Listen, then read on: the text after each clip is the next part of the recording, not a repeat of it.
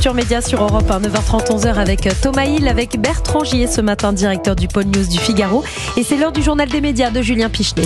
Et on démarre avec les audiences. Pour commencer, moi je mets un petit billet sur Annie Dupéret à mon avis hier soir. Effectivement, toujours très populaire, Annie Dupéret qui a fini en tête. 3 400 000 pour Mort d'un berger sur France 3. Koh-Lanta pendant ce temps-là était sous la barre des 3 millions. 2,8 millions, mais le replay rattrapera sans doute ce score assez faible. Et le documentaire sur Anne Frank, diffusé sur France 2, n'était pas sur le podium avec 1 400 000 téléspectateurs, ce qui reste tout de même un bon score pour un documentaire. Du côté des talks, la dernière partie de Quotidien de Yann Barthès sur TMC avec Lara Luciani en invité était sous la barre des 2 millions. C'est à vous sur France 5 a plafonné à 1 200 000, des chiffres qui sont quasiment identiques à ceux qu'on avait quand C8 existait encore. Europe 1, le journal des médias.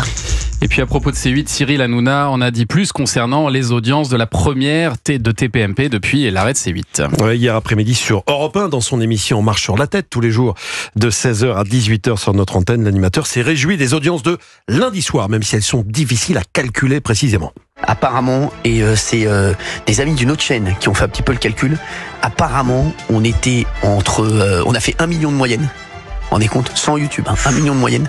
Sur YouTube où il y a eu 300 000 personnes, plus 1,5 million en pic déjà hier. Et on n'avait pas encore SFR et Bouygues. Pas tout SFR et Bouygues.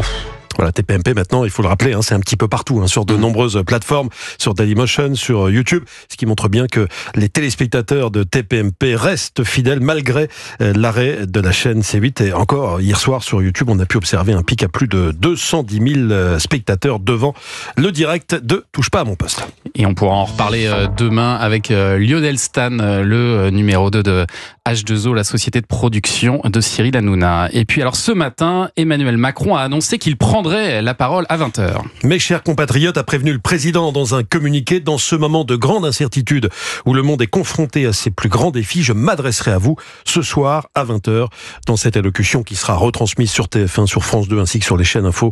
Il sera question uniquement de l'Ukraine et de la situation internationale. 20h donc, Thomas, les JT seront quasiment entièrement consacrés à cette intervention. Et puis TF1 se sépare du rédacteur en chef de son 20h. Ouais, ce n'est pas à cause des audiences qui sont excellentes, 5 300 000 en moyenne pour les 20h en février. Le rédacteur en chef Guillaume Porteux était dans la tourmente depuis quelques jours. Le journaliste faisait l'objet d'une procédure interne après des écarts survenus lors d'une soirée entre collègues de TF1, un pot de départ précisément, au cours de laquelle il aurait eu des comportements inappropriés. La direction a donc décidé de mettre un terme à cette collaboration avec lui qui occupait ce poste depuis 2018. Le poste de rédacteur en chef du 20h de TF1 est désormais occupé par Anaïs Bouissou. Et puis côté programme, France 2 propose une nouvelle série ce soir avec Mélanie Doutet. L'intruse, série en 4 épisodes, il y en aura 2 ce soir et 2 la semaine prochaine. Ça raconte l'histoire d'une mère de famille débordée, Mélanie Doutet, qui fait appel à une jeune fille au père. Décidément, on parle des jeunes filles au père tous les jours dans Culture Média, on en parlait hier avec Sidonie Bonnec. Cette jeune fille au père qui semble parfaite à première vue ici dans l'intruse, mais qui ne l'est pas finalement. Mélanie Doutet nous en dit plus au micro européen de Mathilde Vaux. Elle n'identifie pas tout de suite les problèmes à Tess. Elle pense que Tess, et d'ailleurs son mari n'arrête pas de lui répéter, mais elle est super, arrête, elle te décharge de plein de trucs, accepte de déléguer. Et puis après, l'histoire va confirmer qu'en fait non, c'est même un petit venin. Mélanie Doutet, l'intruse aura de la concurrence ce soir avec le foot sur Canal+. Il y a le PSG qui joue avec Elsbeth sur TF1 et qui veut être mon associé aussi sur M6. Merci beaucoup Julien pour ce journal des médias dont toutes les infos sont à retrouver dans la newsletter média, inscription gratuite sur europe1.fr. Un grand merci.